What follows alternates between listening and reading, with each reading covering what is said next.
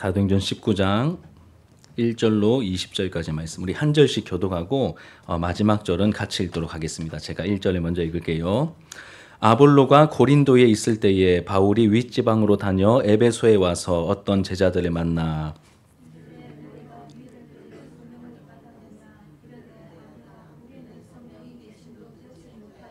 바울이 이르되 그러면 너희가 무슨 세례를 받았느냐 대답하되 요한의 세례니라.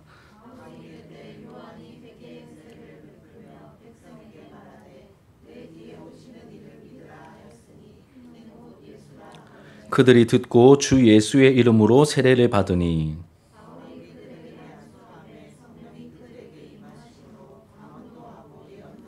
모두 12사람쯤 되니라.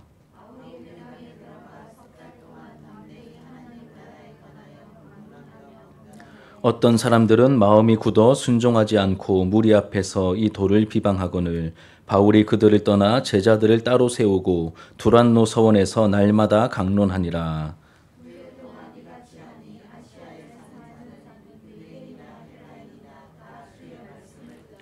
하나님이 바울의 손으로 놀라운 능력을 행하게 하시니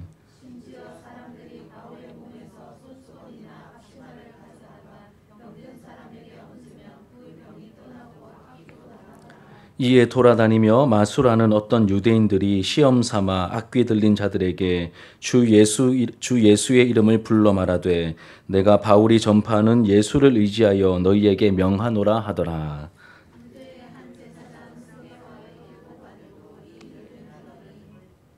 악귀가 대답하여 이르되 내가 예수도 알고 바울도 알거니와 너희는 누구냐 하며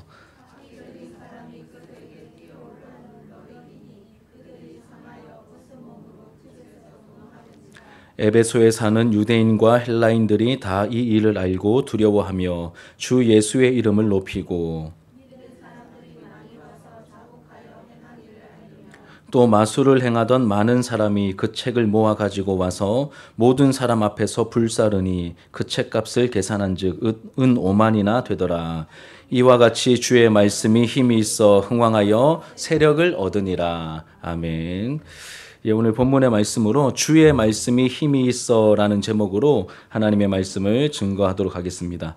우리 앞뒤 좌우로 곁에 계신 분들과 함께 이렇게 한번 인사하시고 말씀을 함께 듣도록 할게요. 잘 오셨습니다. 한번 인사하시죠. 예, 잘 오셨습니다. 예, 잘 한 번 더 인사하실 때, 한 번 더 인사하실 때 말씀의 힘이 있습니다. 한번 인사하겠습니다. 예, 말씀의 힘이 있습니다. 예, 말씀의 힘이 있습니다. 예, 오늘 예배 너무 잘 오셨습니다. 여러분, 우리는 사도 바울의 선교 여행을 통해서 하나님께서 어떻게 일해 가셨는지 그 하나님의 손길을 우리가 보고 배우고 있는 중입니다. 3차 선교 여행까지 있는데 1차 선교 여행의 핵심어는 우리가 이방인이다 이렇게 할 수 있겠습니다. 이방인. 1차 선교 여행의 핵심어는 이방인이죠. 복음이 이스라엘 지역을 넘어서서 이제 이방 지역에까지 가게 된 그 여정을 보여줍니다. 그럼 2차 선교 여행의 핵심어는 뭐라고 하면 좋을까요? 유럽으로 갔지 않습니까? 그렇죠. 하나님의 인도하심 따라 유럽으로 갔기 때문에 1차 선교 여행의 핵심어가 이방인이라면 2차는 유럽이다라고 우리가 또 정의해 볼 수 있겠습니다. 이 마게도냐의 첫 번째 성인 빌립보를 거쳐서 유럽 지역에 복음이 전파되게 되었죠. 그리고 지금 우리가 다루고 있는 이 바울의 3차 선교 여행의 컨셉을 우리가 이렇게 또 정할 수 있겠습니다. 양육이라고 우리가 표현할 수 있겠습니다. 그동안 복음을 1차, 2차 때 전파하며 교회가 세워지고 예수님의 제자들이 세워졌지 않습니까? 그들을 양육하기 위한 여정이다 이렇게 보면 되겠습니다. 그리고 3차 전도 여행의 대부분은 어느 도시에서 이루어졌냐면 에베소라고 하는 도시에서 이 3차 선교 여행 때 많은 사역, 대부분의 사역이 에베소에서 이루어졌습니다. 그래서 3차 선교 여행을 다루는 본문이 18장 23절에서 21장 16절까지인데 거의 대부분이 여러분 거의 90%가 에베소에서 있었던 일들을 보여주고 있습니다. 그러니까 에베소가 어떤 곳인지 우리가 좀 알면 여러분 도움이 되겠죠. 이 에베소에 대해서 간략하게 소개를 하면 이 소아시아 서부 해안에 위치한 이 이오니아 주의 수도입니다. 여러분 소아시아 저도 처음에는 이 소아시아가 뭐지 싶었는데 우리도 아시아 사람이지 않습니까? 이 아시아 대륙과 구분하기 위해서 이 로마 제국의 지금 오늘날 터키 지역입니다. 이 터키 지역을 그 로마가 아시아주라고 이름을 붙였는데 로마 이게 우리가 살고 있는 이 아시아 대륙과 구분하기 위해서 이 작은 아시아다. 그래서 이 소아시아라고 그렇게 칭하여 부르고 있습니다. 이 소아시아 지금의 터키 지역을 말합니다. 이 소아시아 서부 해안에 위치한 이오니아주의 이 수도인데 이 당시 굉장히 큰 도시였습니다. 이 상업과 무역이 활발하게 이루어졌던 교통의 중심지이며 큰 도시였습니다. 지금은 이 튀르키예 서해안에 위치한 도시죠. 굉장히 여러분 크고 많은 사람들이 오갔던 여러 민족이 모여서 살고 있던 굉장히 큰 도시였습니다. 그래서 그 당시에 이 로마 제국이 있었는데 이 로마 제국의 주요한 4대 도시로 꼽히는 네 가지 이렇게 4대 도시가 있었습니다. 첫 번째는 로마고, 두 번째는 지난주에 아볼로가 그곳 출신이라고 했죠. 알렉산드리아고, 세 번째가 안디옥이고, 네 번째가 어딜까요? 제가 왜 이걸 꺼냈을까요? 거기에 속하니까 제가 꺼냈겠죠. 이 에베소입니다. 그만큼 에베소는 큰 도시였습니다. 특히 에베소에서 굉장히 유명한 것이 있었는데 뭐냐면 아데미라고 하는 여신을 섬겼습니다. 그 여신을 섬길 수 있긴 있는데 이 아데미라고 하는 이 여신을 섬기는 신전이 있었거든요. 신전. 그 신전이 어마어마하게 큰 이 아데미라고 하는 이 아데미 신전이 있었습니다.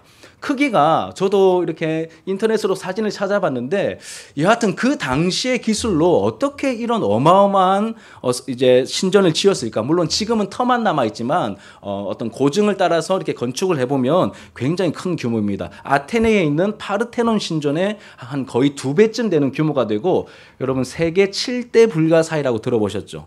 뭐 피라미드도 들어가고 여러 가지 들어가는데 그 중에 하나가 이 아데미 신전이라고 합니다.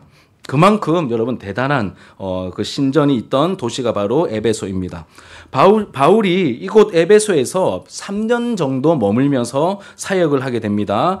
바울이 이곳 에베소에서 3년이나 머문 이유가 있겠죠. 왜 거기서 머물렀을 것 같으십니까? 바울이 여러분 왜 에베소에 다른 데는 짧게 있었는데 왜 에베소에 3년이나 있었을까요? 도시가 크지 않습니까? 그렇죠. 크고 화려하고 살기 좋기 때문에 인간적인 관점에서는 그랬을 것 같지만 바울은 이제 그렇진 않았겠죠. 그렇죠. 먼저는 하나님께서 그곳에 오래 머물도록 하셨기 때문에 에베소에 3년 정도 있었을 것입니다. 성경에 뭐 에베소에 오래 있어라 이런 기록은 없지만 아마 하나님께서 바울에게 감동을 주셔서 그곳에서 오래 머물도록 하셨겠죠. 또 한 가지는 여러 민족이 모였습니다. 큰 도시이고 항구 도시였기 때문에 여러 민족이 어마어마하게 많은 사람들이 이 에베소에서 모여서 함께 살았거든요. 그래서 어떤 이점이 있냐면 바울이 복음을 전하기 위해서 여러 곳을 돌아다녔는데 이 3차 여행 때는 좀 전략적으로 에베소에 오래 거주하면서 거기에 와 있는 여러 민족의 사람들에게 말씀을 가르치고 복음을 전합니다. 그러니까 직접 찾아가지 못하는 상황에서 와 있는 사람들에게 복음을 전하고 제자로 세우니까 나중에 어떤 일이 벌어질까요? 그들이 원래 고국으로 돌아가서 교회를 세우거나 그들이 복음을 전하는 그러한 일들이 나타나게 된 것이죠. 여러분 이렇듯 우리가 먼 곳으로 찾아가는 선교도 너무너무나 중요합니다. 하지만 우리 가까이에 와 있는 이 외국인 노동자들 그리고 이 이주민들을 상대하며 그들에게 복음을 전파하는 것도 굉장히 좋은 선교의 방법이고 선교의 전략이라는 사실을 기억하셔야 됩니다. 그래서 여러분 이주민 선교센터를 우리 교회에서 이렇게 매달마다 뭐 조금이지만 후원하고 기도하고 있는데 굉장히 중요한 사역을 하고 있는 그런 기관이라는 것을 우리가 또 기억하시고 또 도움을 또 많이 베풀어야 하겠죠. 우리 올해 교회의 목표가 복음이 흐르게 하라이지 않습니까? 복음이 흐르게 하라. 우리가 멀리 찾아가서 복음을 전하고 선교도 해야 되겠지만 우리 주변에 들어와 있는 그 이주민 노동자들에게 그들을 잘 섬겨서 복음을 듣도록 하고 또 예수님을 영접하도록 잘 섬기는 것이 또 굉장히 중요할 것입니다. 제가 진주에 와서 지금 이제 만으로 7년 지나고 8년째 살고 있는데 주변에 외국인 노동자들이 굉장히 많습니다. 우리 초전동이나 이쪽은 좀 덜한데 저기 상대동, 하대동 이런 동네, 뭐 호탄동까지 이런 동네는 외국인들이 굉장히 많거든요. 제가 동부교회 처음 부임해가지고 섬길 때 깜짝 놀랐습니다. 새벽기도 마치고 집으로 돌아가는데 외국인 노동자들이 자전거 타고 막 쭉 교회 앞에 이제 상평동하고 상대동 그 인근에 있으니까 쭉 지나가는데 여기가 동남아인가 싶을 정도로 많은 외국인들이 있습니다. 우리가 그들을 잘 섬겨야 될 그러한 필요가 있고 또 그러한 사명을 우리에게 맡겨 주셨죠. 우리 교회에게 주시는 중요한 메시지로 다가옵니다. 여러분 계속해서 우리가 살펴보시면 다시 말씀드리지만 우리 3차 선교 여행에서 바울의 주 무대가 되는 도시는 어디였다고요? 에베소라고 하는 도시였습니다. 이 바울이 에베소에 도착하기 전에 여러분 지난주 메시지 기억나십니까? 바울이 에베소에 오기 전에 누가 먼저 여기서 사역하고 있었죠? 누구죠? 누구였습니까? 아볼로라고 하는 걸쭉한 인물이 에베소에서 먼저 사역을 하고 있었습니다. 물론 복음에 대한 온전한 이해가 없었기 때문에 좀 아쉬운 부분이 있었지만 이 브리스길라와 아굴라 부부를 이 아볼로가 만나게 되었고 이 복음의 원포인트 레슨을 받고 영적인 실력이 눈이 확 열리면서 영적인 실력이 일취월장하게 되었죠. 그래서 아가야의 수도인 고린도로 이 아볼로가 고린도로 넘어가게 되었습니다. 그러니 지금 이 에베소는 뭔가 좀 걸출한 인물이 좀 필요한데 부재해 있는 상황이었습니다. 근데 그 자리를 지금 누가 들어오게 되죠? 하나님의 선한 인도하심 속에서 누가 옵니까? 사도 바울이 그 자리에 그 도시에 들어오게 된 것이죠. 아볼로가 고린도로 떠나고 이게 비어 있는 그 자리에 사도 바울이 오게 된 것입니다. 원래 다니고 있던 그 여러 지역들 부르기아와 갈라디아 지방을 쭉 다니던 이 바울이 에베소에 오자마자 어떤 몇몇 제자들을 만나게 됩니다. 그리고 그들과 교제를 하게 되죠. 교제를 해보니까 이들은 이 아볼로에 의해서 성경과 주의 도를 배웠던 그런 사람들로 보이는데 복음에 대한 이해가 뭔가 좀 부족한 거예요. 얘기를 해보니까 뭔가 예수님 이름도 말하고 좀 얘기는 하는데 쭉 교제를 해보니 뭔가 좀 부족함이 느껴져서 뭔가 좀 이상해서 바울이 그 이상함을 느끼고 물어봅니다. 질문합니다. 너희가 혹시 믿을 때에 성령을 받았느냐?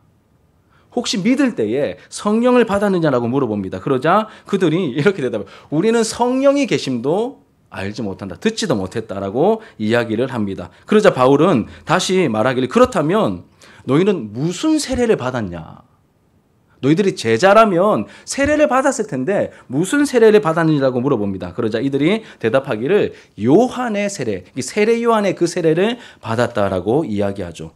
여러분 요한의 세례는 어떤 세례냐면 회개의 세례를 말합니다. 회개의 세례, 이 돌이키게 하는 깨끗하게 하는 세례를 말하는 것이죠. 하나님 나라가 가까이 왔음을 알리면서 지금까지의 삶을 돌이켜서 오실 예수 그리스도를 맞이할 준비를 그 마음을 깨끗하게 하고 삶을 정결케 하면서 그리스도가 오실 준비를 맞이할 준비를 하게 하는 그 세례 요한의 그 세례 요한의 세례를 받았다라고 말합니다.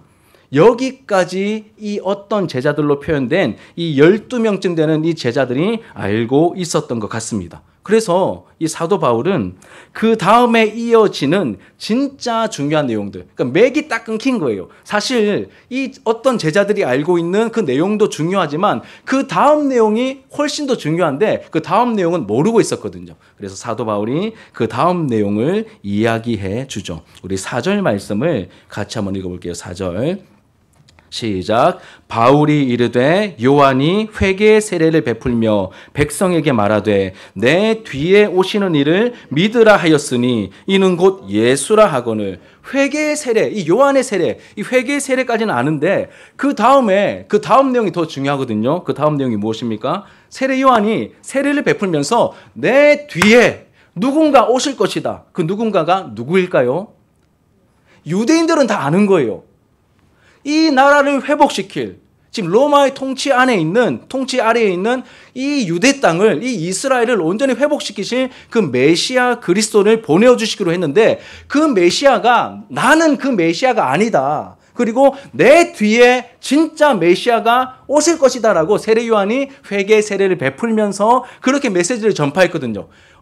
그런데 이 제자들은 거기까지는 잘 몰랐던 것 같습니다. 그래서 바울이 말하기를 요한이 너희들에게 세례를 베풀면서 말하였던 그 그리스도가 바로 예수님이다. 이 이야기를 그 제자들에게 해 주었던 것이죠. 이 12명 정도 되는 이 제자들은 이 말을 듣자마자 이렇게 반응합니다. 주 예수의 이름으로 우리가 세례를 받겠습니다. 그래서 바울이 주 예수의 이름으로 세례를 받고 세례를 베풀고 이때 안수를 하자 성령님이 임하셨고 그리고 방언과 예언을 하는 역사가 나타났다라고 성경이 보여주고 있죠. 에베소에서의 바울의 공식적인 첫 사역은 이렇게 시작이 되었습니다. 이런 분위기가 어떻습니까? 에베소에서의 물론 2차 때 마지막 막판에 잠깐 에베소에서 교제하는 일이 있긴 있었지만 공식적인 이 첫 번째 사역 이 12명의 제자를 만나서 복음을 전하였고 그들이 예수의 이름으로 세례를 받는 그럼 이 기록과 이 공식적인 첫 사역의 내용이 좀 어떻게 다가오십니까? 좀 좋아 보입니까? 출발이 좋아 보입니까? 아니면 영 아닌 것처럼 느껴지십니까? 좋아 보이죠, 그렇죠? 좋아 보입니다. 첫 단추를 아주 잘 꿰는 듯한 느낌을 받게 됩니다. 시작이 좋습니다. 여기서 우리가 깨닫게 되는 영적인 교훈이 있습니다. 무엇이냐면 여러분 바울이 오기 전에 누가 여기서 열정을 다해 주의 도를 전하고 있었습니까? 누가 전하고 있었죠? 아볼로죠, 그렇죠? 아볼로입니다. 복음에 대한 이해에 있어서 부족함이 있었지만 자신이 할 수 있는 최선을 다해서 아볼로가 먼저 이 에베소에서 복음을 전하고 있었습니다. 하지만 아볼로는 열매를 별로 보지 못한 것 같습니다. 그리고 고린도로 가게 되었죠. 대신 아볼로의 빈자리에 누가 왔죠? 바울이 와서 이어서 거기서 복음을 전파하며 사역을 합니다. 그런데 사역을 하자마자 12명의 온전한 제자를 그렇게 얻게 됩니다. 이들의 배경을 뒷조사해 보니까 아볼로로부터 성경을 배웠고 영향을 받았던 그러한 사람들로 보입니다. 이제 물증은 없지만 여러분 이제 심증은 거의 90% 이상입니다. 아마 아볼로로부터 영향을 받은 사람들일 것이다라고 많은 또 주석가들이 그렇게 주석을 해놓았습니다. 여러분 중요한 것은 무엇이냐면 우리가 나름 애를 쓰며 수고를 썼는데 열매가 오롯이 내가 수고했고 내가 밥 사줬고 내가 막 헌신을 했는데 그 열매가 오롯이 나에게 돌아오지 않는 경우들이 있다는 겁니다. 내가 애를 썼으면 내가 거기에 대한 대가나 어떤 결과나 열매를 내가 받아야 될 것 같은데 그게 나한테 돌아오지 않는 경우들이 있다는 것이죠. 이런 경우에 우리의 마음에 뭐가 좀 찾아올까요? 섭섭하고 좀 이제 실망스러운 마음이 생길 것입니다. 아볼로가 먼저 씨를 뿌렸지만 꽃이 피고 열매를 맺는 것은 누구를 통하여 열매가 맺었죠? 누구를 통하여 열매를 맺었습니까? 바울을 통하여 열매가 나타나게 되었죠. 이런 경우에 모든 수고에 대한 어떤 공과 영광과 칭찬은 다 누구에게로 돌아갈까요? 다 바울을 보겠죠. 바울을 칭찬할 것입니다. 이것이 세상의 이치입니다. 그런데 중요한 것은 여러분 하나님은 다르시고 하나님 나라는 다르다는 것입니다. 왜냐하면 보이지 않는 하나님께서 보고 계시고 다 알고 계시기 때문입니다. 그래서 중요한 것은 이 세상에서는 마지막에 누가 골을 넣었냐 이것만 보는데 여러분 하나님 나라에서는 이제 마지막에 누구의 손을 탔느냐가 아니라 합력하여 선을 이루시는 하나님의 다스리심 안에서 12명의 제자가 예수님의 이름으로 세례를 받고 제대로 된 그리스도의 제자가 되었다는 그 사실과 그 모든 과정을 하나님께서 다 귀하게 여겨 주신다는 사실을 기억하셔야 됩니다. 그럼 진정한 평가는 마지막에 누가 골을 넣었냐, 마지막에 누구 손을 탔느냐, 세상에서는 이것만 보고 그 사람에게 막 칭찬과 영광을 돌리지만 모든 것을 보시는 하나님께서는 그렇게 평가하지 않으신다는 것이죠. 진정한 평가와 그에 대한 상급은 마지막 순간에 하나님께서 공정하게 내려주실 것입니다. 그러니 내가 이 땅을 살면서 씨를 뿌렸는데 열매가 없다고 너무 낙심하지 마시길 바랍니다. 하나님의 말씀으로 권면합니다. 하나님께서 그 토대 위에서 다른 사람을 통해 지금도 일하고 계십니다. 그리고 그 열매가 다른 사람을 통해 나타났다고 해서 너무 섭섭해 하지 않으셔도 됩니다. 왜냐하면 하나님께서 아시기 때문이죠. 나중에 하나님의 평가는 분명히 다르게 나타나게 될 것입니다. 그럼 여기서 막 칭찬 많이 받던 사람들 하나님 나라 가서도 그렇게 칭찬 많이 받는 위치에 있지 않을 가능성이 굉장히 높습니다. 막 유명한 목사님들 주님 가까이 안 계실 가능성이 많아 보입니다. 예. 뭐 목회자들 오히려 이름 없이 빚도 없이 한 영혼 계속해서 꾸준히 섬겨 오신 그런 이렇게 뭐 우리가 소위 뭐 일반 성도님들이라고 하죠. 그런 분들이 오히려 막 천국에서 막 더 막 칭찬과 주님이 주시는 그런 영광을 누리실 것 같다는 생각을 할 수밖에 없습니다. 왜냐하면 하나님이 그러한 분이시기 때문에. 그렇죠. 그래서 우리가 좀 더 넓게 보고 멀리 보는 눈을 여러분 가지게 되기를 소망합니다. 바울도 이 사실을 너무나 잘 알았죠. 그래서 당파가 나누어져서 홍역을 치르고 있는 고린도 교회 성도들에게 편지를 써서 이렇게 분명하게 교훈하며 알려주었습니다. 우리 고린도전서 3장 6절과 7절을 같이 읽겠습니다.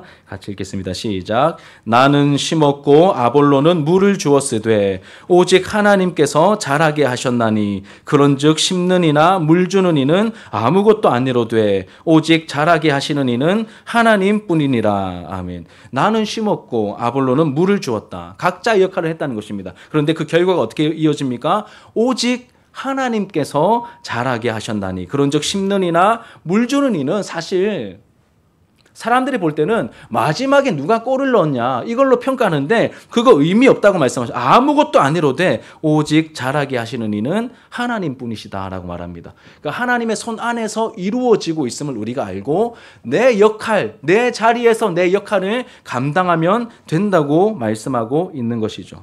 그러니 여러분 우리의 섬김과 우리의 어떤 헌신과 우리의 뭔가 이렇게 활동을 통하여서 당장 어떤 열매나 결과가 나타나지 않는다 할지라도 일희일비하지 말라고 우리에게 말씀하시며 넓게 보고 멀리 보면서 우리의 역할에 충실할 수 있어야 된다라고 말씀을 통하여 교훈하고 계십니다. 여러분 우리는 우리의 역할을 하면 됩니다. 하나님께서 주신 마음과 감동을 따라 오늘 하루를 충실하게 살아가시면 됩니다. 그때 열매를 보게 하시면 막 내가 기도해서 이렇게 되었다. 막 내가 막 열심히 노력했다. 이렇게 여러분 간증하시면 안 됩니다. 물론 그거 맞는데 하나님께서 하셨습니다. 연약한 나를 통하여. 그리고 여러분 아셔야 됩니다. 내가 기도해서 그 영혼이 나왔을 수 있는데 그 전에 수년 동안 딴 사람이 섬기고 있었습니다. 분명합니다. 100%입니다.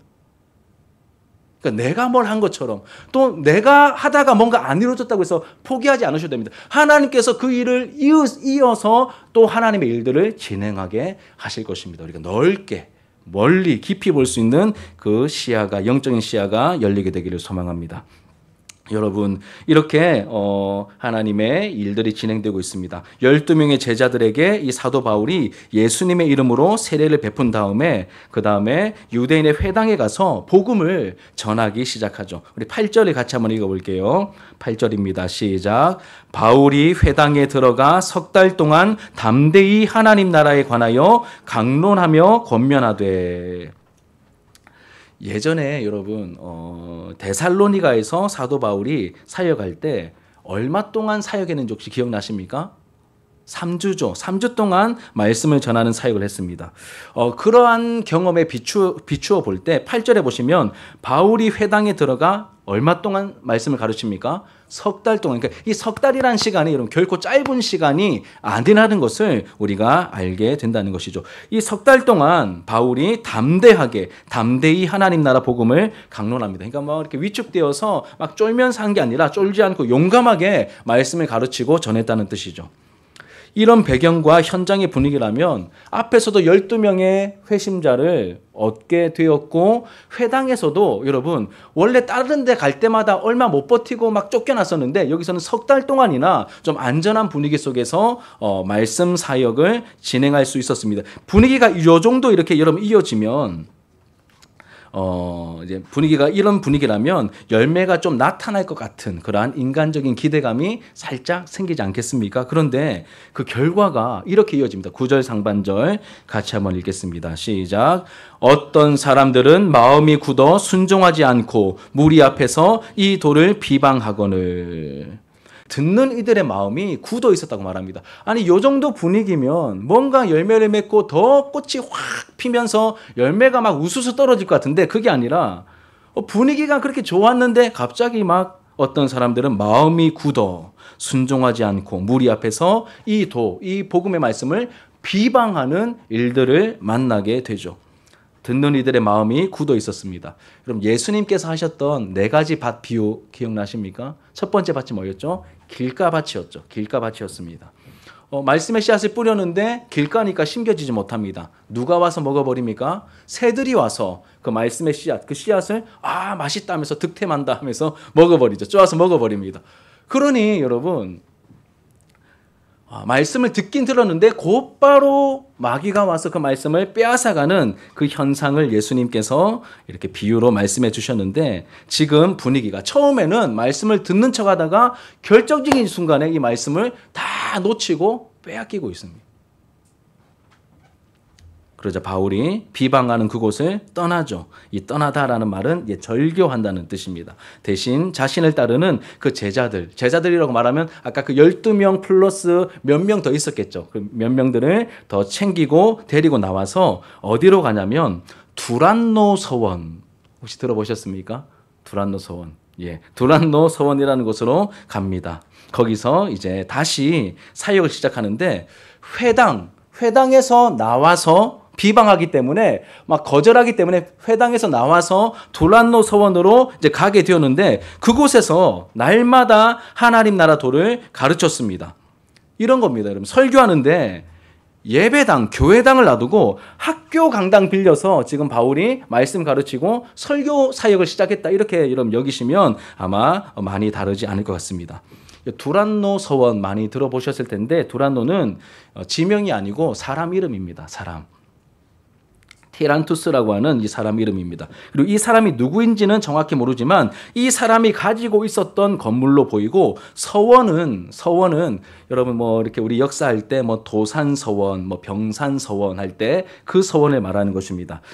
이제 원어로 따지면 스콜레라고 하는 단어인데 여가, 자유 이런 뜻과 함께 학당, 학교 이런 뜻을 가지고 있습니다. 그래서 이 티란투스라고 하는 사람이 가지고 있던 건물에서 낮에는 뭔가를 가르치던 학당이었고 그 가르침이 끝나면 오후 시간에는 자유와 여가를 즐겼던 곳이 바로 두란노 서원이었는데 그 회당에서 쫓겨나다시피 나오게 된 이 사도 바울이 어디로 갑니까? 두란노 서원. 원래 여기서는 뭘 가르쳤을까요? 세상 철학과 세상의 가치, 여러 가지 이 세상적인 것들을 가르쳤던 그곳으로 옮겨서 말씀을 가르치는 사역을 이어나가기 시작합니다. 그런데 여러분 회당은 우리 보통 여러분 일반적으로 예배당에 여러분 며칠 만에 한 번씩 주로 오십니까? 다 다르지만 일반적으로 일주일에 한 번이죠. 이 유대인들의 회당도 얼마 만에 한 번씩 모였을까요? 안식일마다 모여서 말씀을 강론하고 배웠겠죠. 그러니까 이 회당은 일주일에 한 번 갈 수 있었는데 이 두란노 서원은 여러분 두란노 서원은 어떻습니까? 우리 9절 하반절에서 10절까지 말씀 같이 한번 읽겠습니다. 시작. 바울이 그들을 떠나 제자들을 따로 세우고 두란노 서원에서 날마다 강론하니라. 2해 동안 이같이 하니 아시아에 사는 자는 유대인이나 헬라인이나 다 주의 말씀을 듣더라. 아멘. 바울이 회당에서 나옵니다. 몇몇 제자들을 챙겨서 나와가지고 두란노 서원에서 강론하는데 일주일에 한 번이 아니라 어떻게 강론합니까? 날마다 강론합니다, 여러분. 회당에 있을 때는 회당이 전부인 줄 알았고 여기 떠나면 좀 큰일 날 것 같았는데 오히려 거기서 나와서 두란노 서원이라는 곳을 하나님께서 인도해 주셨고 여기서 훨씬 더 풍성하게 말씀 사역이 이어지고 있는 모습을 우리가 보게 된다는 것이죠. 날마다 말씀을 강론하고 있습니다. 아마 이 회당을 처음에 떠날 때는 바울의 마음에 실망감이 상당히 컸겠죠. 그래서 절교를 선언하고 자기를 따르는 제자들을 챙겨서 나왔습니다. 어찌어찌 두란노 소원에 가게 되었는데 회당에 비하면 어떻습니까? 여러분 낯설지 않습니까? 설교도 예배당에서 하는 게 편하지 학교 강당이나 이런 데서 설교하려면 사실 너무 막 이렇게 뭐 휑하고 사람도 없고 이러면 얼마나 좀 뻘쭘하고 좀 그렇겠습니까? 또 세상적인 강의와 철학이 가르쳐지던 곳입니다. 그런데 하나님께서는 바울을 그곳으로 인도하셨고 날마다 말씀을 강론할 수 있도록 그렇게 새로운 사역의 장을 열어주셨습니다. 여러분 혹시 보이십니까? 이 말씀을 통하여 보이는 게 있으십니까? 에베소에서의 말씀 사역이 멈춤 없이 계속해서 진행되게 하시는 하나님의 손길이 보이십니까? 그 하나님의 손길이 지금 나타나고 있는 것이죠. 여러분 하나님의 생각은 우리의 생각과 많이 다르지 않습니까? 우리는 무조건 회당에 가서 뭔가를 시작하고 이렇게 우리는 이렇게 공식을 가지고 있는데 오히려 하나님께서는 다른 생각을 가지시고 그 틀을 깨트리시며 밖으로 끄집어내십니다. 그리고 두란노 소원으로 인도하셔서 이 낯선 환경이었지만 거기서 말씀을 가르치는 사역을 하게 하시면서 풍성한 열매를 훨씬 더 사람이 계획할 수 없을 정도로 놀라운 열매를 그곳에서 보게 하시죠. 성경 표현을 보시면 유대인이나 헬라인이나 다 주의 말씀을 들었다. 엄청나게 많은 사람들이 이 바울의 설교와 하나님 나라의 도를 들었다라고 말하고 있습니다. 사랑하는 여러분, 하나님의 뜻을 따라 계획하고 시작한 일들이 잘 안 될 때, 혹시 사역하다가 거절과 저항을 만나게 될 때 여러분 너무 낙심하지 마십시오. 하나님의 뜻이라면 다른 길을 열어주시고 계속 그 사역이 진행될 수 있도록 선하게 인도해 주실 것입니다. 그렇게 하나님께서 인도해 주실 것입니다. 여러분 우리 교회에서 하고 있는 사역들도 마찬가지입니다. 뭐 새소식반, 목장 모임, 주중 중보 기도 모임, 그게 무엇이든지 간에 하나님의 뜻 가운데 시작한 일이라면 잠깐 이렇게 멈추고 뭔가 이렇게 스톱되는 듯한 느낌이 있다 할지라도 그게 끝이 아니라 하나님께서 원하시는 일이라면 그 일이 진행되도록 하나님께서 이끌어 주시고 인도해 주실 것입니다. 여러분 여기까지가 우리가 이제 전반부의 내용을 살펴보았고 우리 11절부터는 여러분 이 사도 바울이 이 두란노 소원에서 2년 동안 날마다 하나님의 말씀을 강론하던 기간에 있었던 일들을 소개하고 있습니다. 지금까지 설교를 들어서 여러분 감을 좀 잡으셨듯이 바울의 중점적인 사역은 막 병자들을 고치고 막 기도해주고 막 귀신들을 쫓아내고 이런 사역이 아니었습니다. 바울의 중점적인 사역이 뭐였습니까? 회당에 가서도 말씀을 강론하였고 두란노 소원으로 옮겨서도 날마다 말씀을 강론하였고 어떤 사역이요? 말씀을 강론하는 사역이 바울 사역에 특히 이 에베소 지역에서 말씀을 가르치고 강론하는 사역이 바울의 사역의 핵심 메인이었습니다. 그런데 하나님께서는 바울을 통하여 놀라운 일들과 능력이 많이 나타나게 해 주셨습니다. 아니 이렇게 막 일부러 막 귀신을 막 쫓아내려고 하고 병자들을 고치려고 한 것이 아니라 말씀을 강론하며 가르치는 이 사역을 꾸준히 2년 동안 이 두란노 소원에서 쭉 진행하는 가운데 하나님께서 마치 보너스로 많은 일들과 기적과 병자들의 치유와 귀신들이 축기 현상, 귀신들이 쫓아냄을 당하는 그러한 이 역사들이 나타나게 해주셨죠. 심지어 어떤 일들까지 있었냐면 여러분 이 사도 바울이 말씀을 전하는 사역을 하기 위해서 돈 버는 직업을 따로 가지고 있었잖아요. 그게 뭐였죠? 천막을 만드는 일, 영어로 텐트 메이커 일을 하고 있었습니다. 이때 텐트를 만들기 위해서 사용하였던 두 가지 중요한 물품이 여기 소개됩니다. 앞치마와 수건이라고 되어 있죠. 이 텐트를 만들기 위해서 이제 험한 일을 해야 되니까 이렇게 우리 주방일 할 때 했던 그런 이렇게 앞치마처럼 이 작업용 앞가리개를 말하는 것이겠죠. 그리고 땀을 많이 흘렸을 것입니다. 그 일이 고되니까 땀을 많이 흘렸겠죠. 그럼 땀 닦기 위한 그 수건, 손수건이 필요했겠죠. 이 두 가지 물건, 작업용 앞가리개나 이 손수건을 가져다가 병든 사람에게 갖다가 대면 병이 낫는 거예요. 대박이지 않습니까, 여러분? 만약에 아픈 사람이 있는 거예요. 그래가지고 우리 선영이가 지금 엄마가 좀 아프시니까 제 성경책을 손 때문에 성경책을 가져다가 엄마한테 이렇게 얹어줬는데 김 권사님이 한 번에 확 낫는, 그런 굉장히 놀라운 일들이 의도한 게 아니라 하나님께서 원하시는 그 말씀 사역을 꾸준히 해 나가니 하나님께서 놀라운 일들을, 기적들을 보너스로 자연스럽게 일어나고 나타나게 이제 해 주셨다는 것이죠. 이것이 하나님의 또 은혜의 나타남이었고, 또 한 가지는 뭐냐면 이 바울의 사역이 이제 강력하게 이 말씀 사역과 뿐만 아니라 바울 손수건만 가져다가 병자에게 얹어도 낫는다더라. 예전에 베드로는 어땠습니까? 베드로가 지나갈 때 그림자만 밟아도 병자들이 벌떡벌떡 일어났었거든요. 이런 일들을 하나님께서 일부러 그 복음의 불모지와 같은 너무나 힘든 그 자리에서 하나님께서 그 일들, 그 능력들이 나타나게 하시면서 복음이 뿌려질 수 있도록 하나님께서 도와주셨지 않습니까? 이렇게 막 말씀 사역에도 힘이 있고 또 보너스로 주시는 그 행동들에도 놀라운 그러한 강력한 역사들이, 영향력이 나타나자 소문이 그 지역에 쫙 퍼지게 되었습니다.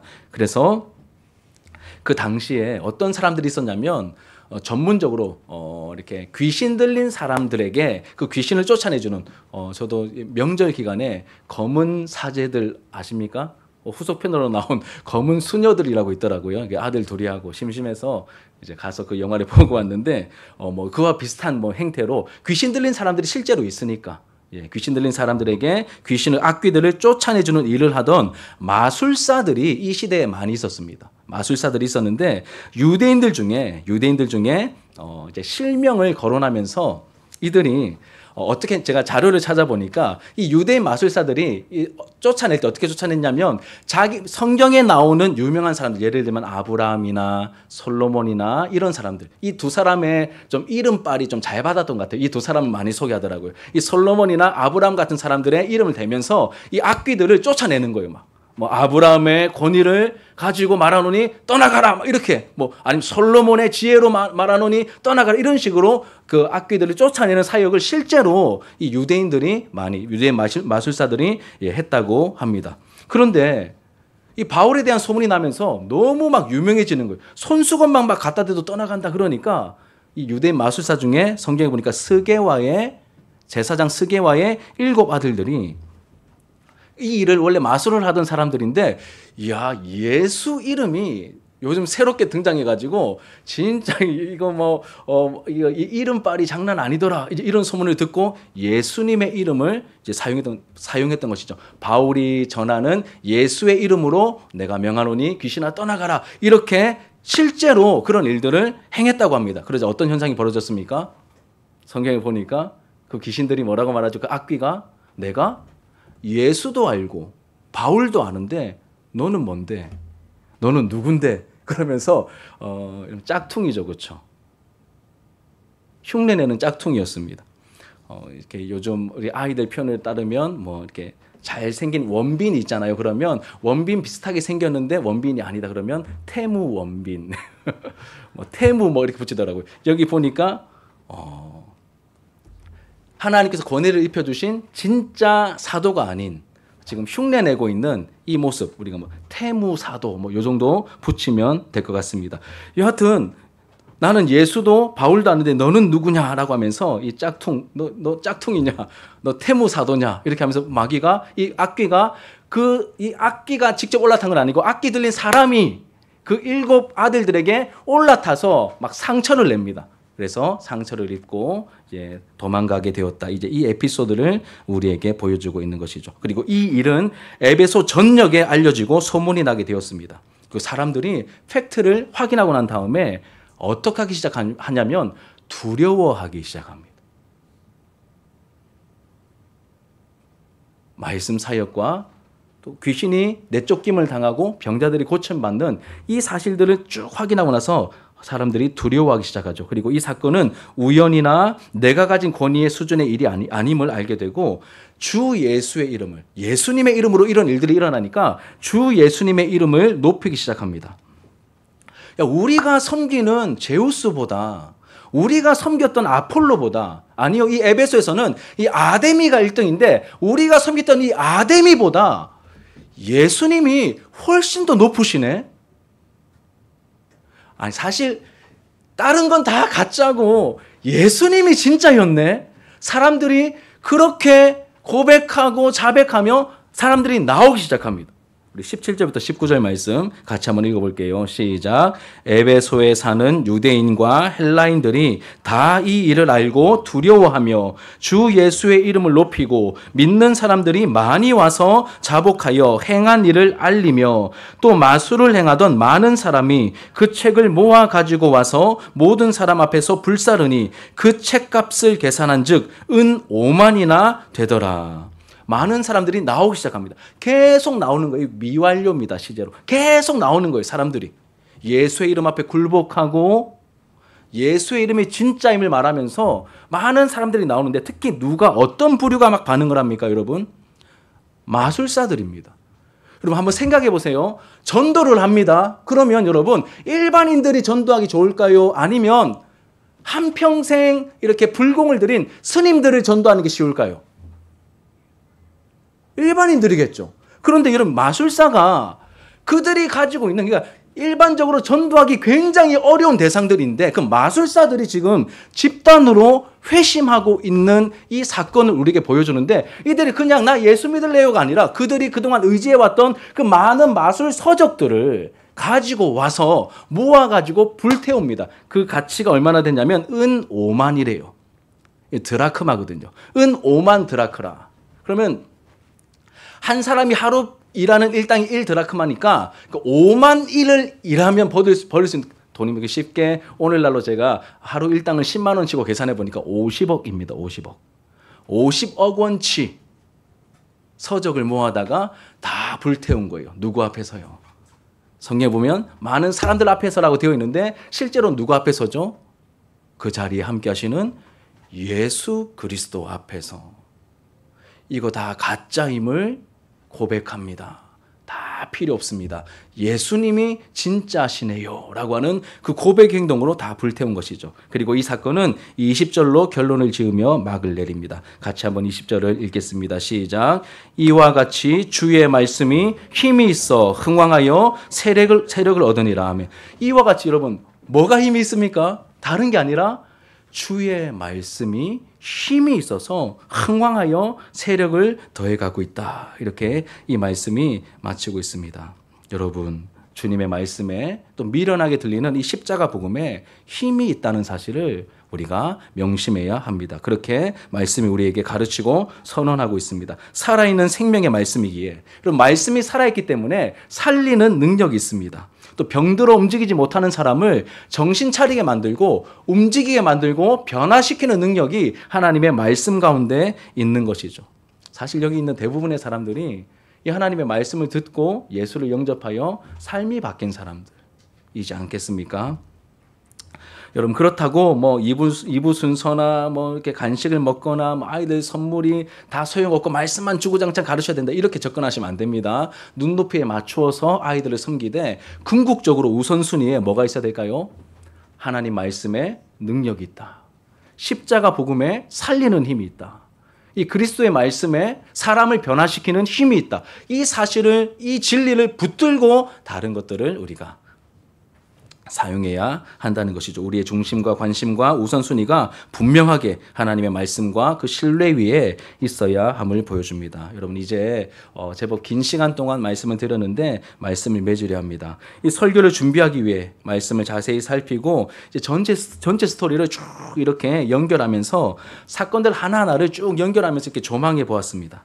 아볼로가 씨를 뿌려놓은 곳에 아볼로는 떠났지만 사도 바울이 와서 그 사역을 이어받아 말씀 사역을 진행하고 있고 첫 열매를 보게 하셨고 잘 될 것 같은 분위기였는데 갑자기 툭 멈춰지면서 그 회당에서 쫓겨나오다시피 나오게 되었을 때 하나님께서는 멈추지 않으시고 두란노 소원으로 인도하셔서 일주일에 한 번이 아니라 날마다 말씀을 강론하게 하시며 수많은 아시아 사람들이 바울에게 나와서 그 복음의 도를 듣게 만드셨죠.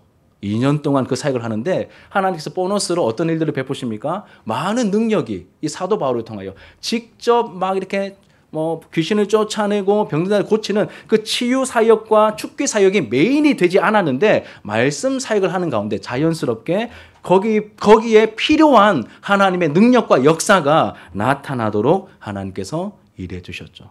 그리고 누가 많이 돌아왔습니까? 그 성에 살고 있는 많은 사람이 주님께 나아왔지만 특별히 어떤 부류가 막 집단 회심했죠? 정말 전도하기 힘들 것 같은 그 마술사들이 예수 이름의 그 능력 앞에서 하나님의 말씀 앞에서 이들이 굴복하고 주님께로 나오는, 심지어 책을 태우는데 이 50억 원치 이 마술 서적을 다 태워서 없애버릴 만큼 그렇게 하나님 앞에서 반응하고 있는 이 모습을 보게 됩니다. 여러분, 제가 처음에 에베소를 어떻게 설명했습니까? 어마어마하게 큰 도시요. 7대 불가 사이에 꼽히는 아데미 신전이 있고 수많은 이민족들이 모였기 때문에 온갖 우상들이 모여가지고 야, 복음이 여기서 전해질까? 의심이 들 정도로 막 바늘 하나 안 들어갈 정도로 너무 견고한 진처럼 보이는 그러한 도시였는데 이 말씀을 쭉 조망하면서 주님의 시각으로 보니 하나님의 도우심의 손길, 주님의 손길이 이 가운데 역사하고 계십니다라고 처음에 고백했다가 다시 보니까 그 정도 수준이 아니라 주님께서 그 에베소라고 하는 그 도성에 함께 하시면서 주님의 능력으로 끊임없이 그 능력을 나타내시며 붙들고 계시며 그 도시를 복음으로 바꾸어 가시는 그 주님의 임재와 그 주님의 능력 나타남이 선하게 보이더라고요. 여러분, 제가 진주에 와서 조사를 해보니까 사람들이 제법 많이 사는 그 10만 이상 사는 도시들 중에 진주가 복음화율이 제일 낮은 거 아십니까? 제가 교회 개척을 할 때 많은 분들이 말렸습니다. 최 목사 딴 데서 해라. 진주는 진짜 빡세다. 진주는 진짜 빡세다. 그러니까 개척하려면 딴 데서 해라. 고생한다 괜히. 애들 고생시킨다. 이런 얘기 되게 많이 들었거든요. 근데 여러분, 이 말씀을 사도행전 강의하면서 준비하면서 이 말씀을 새롭게 만났는데 막 마음에 소망이 생깁니다. 그래, 빡센 거 안다. 그런데 우리 주 예수 그리스도 이름은 훨씬 더 능력이 있으시다. 주여, 이 도시를 주님의 성령과 주님의 임재와 주의 말씀으로 덮으소서. 주님, 나와야 할 이들이 나오게 하시고, 지금 우리를 힘들게 만드는 대상들이 있는데 주님, 그 차원이 아니라 우리가 예상치 못했던 이 말씀 속에 나오는 정말로 회심이 불가능해 보이는 그런 마술사들도 주의 능력과 그 이름과 말씀의 은혜 앞에서 굴복하며 나와서 책 다 모아가지고 불태워 다 없애버렸듯이 그렇게 불가능한 것처럼 여겨졌던 그런 대상들이 주님께 나오는 역사를 주님, 우리 교회를 통하여 주님 나타내 보여주시옵소서. 이런 기도의 소원과 그런 기도의 제목들이 마음에서 이게 나오게 되더라고요. 그럼 마지막 구절에 주의 말씀은 힘이 있다라고 말합니다. 이 힘은 여러분 보통 성경에서 말하는 그 디나미스, 막 능력, 그것도 굉장히 큰 능력인데 이 크라토스라고 하는 단어는 군사 용어입니다. 그래서 잘 사용 안 해요. 그만큼 주님의 능력이 놀랍게 능력으로 나타났음을 강조하기 위해서 일부러 디나미스가 아니라 이 크라토스라는 단어를 사용한 것 같습니다. 여러분, 온갖 세상 문화와 유혹이 가득한 여러분 이 세상 가운데, 특히 이 지역 가운데 이 주의 복음의 말씀이 그 영혼들에게 살아있는 생명의 말씀으로 들려지게 하기 위해서 우리가 무엇을 의지해야 되겠습니까? 우리의 실력과 우리의 지혜와 우리의 어떠함이 아니라 이 그리스도의 복음의 능력, 말씀의 능력, 주의 말씀에 힘이 있어. 주님, 이 진주시 가운데 견고한 진을 형성하여서 수천 년 동안 이 주변에 얼마나 의리의리한 절들이 많습니까? 또 얼마나 의리의리한 어떤 그런 이렇게 우상을 섬기던 문화들이 즐비합니까? 네, 주님께서 주의 말씀이 힘이 있어. 주님께서 친히 이 도시를 붙들어 주셔서 이곳에서 복음의 역사를 나타내시고 하나님 나라가 더 놀랍게 임할 수 있도록 주여 우리를 사용하여 주시옵소서. 우리 그러한 소원을 가지고 신앙생활을 하시고 또 이 한 주간 그 주님의 능력을 의지하면서 한 주간 주님과 동행하며 승리하는 한 주간을 살아가시게 되길 예수님의 이름으로 축복합니다. 우리 말씀을 기억하시면서 또 기도하는 마음으로 함께 찬양하도록 하겠습니다.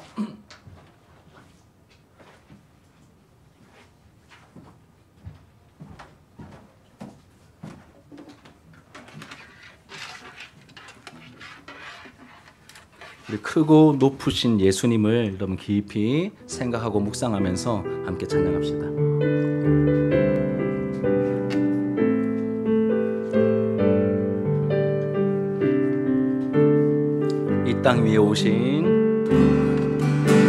이 땅 위에 오신 하나님의 본체 십자가에 달리사 우리 죄 사하셨네. 하나님이 그를 지극히 높여 모든 이름 위에 뛰어난 이름을 주사 우리 예수 이름 앞에 절하고 모든 입이 주를 신해. 영광 중에 오실 주를 보리라. 선포해 왕께 만세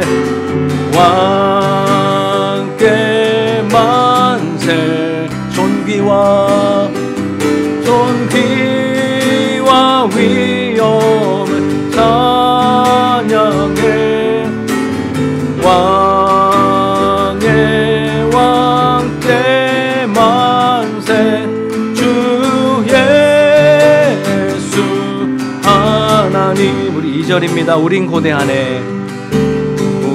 고대하네 주님 오실 그날 다시 사신 왕의 영광 이 땅을 비추네.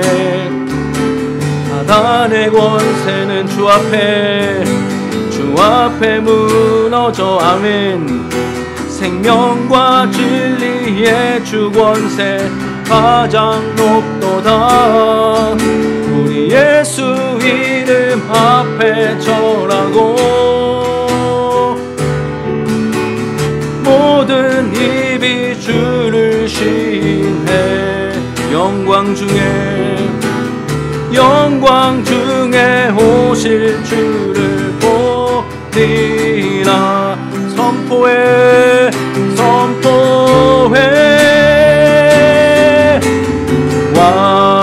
왕께 만세 존귀와 위엄 찬양해. 왕께 만세 주 예수 하나님. 당신은 영광의 왕 당신은 영광의 왕 당신은 평강의 왕. 아멘. 당신은 하늘과 땅의 주 당신은 정의의 아들. 천사가 무릎 꿇고 예배하고 찬송하네. 영원한 생명 말씀 당신은 예수 그리스도. 우리 선포합시다. 호산나 다윗의 자손께 호산나 불러 왕 중에 왕. 높은 하늘에 영광을 예수 주 메시아네. 호산나 다윗의 자손께 호산나 불러 왕 중에 왕. 높은 하늘에 영광을 야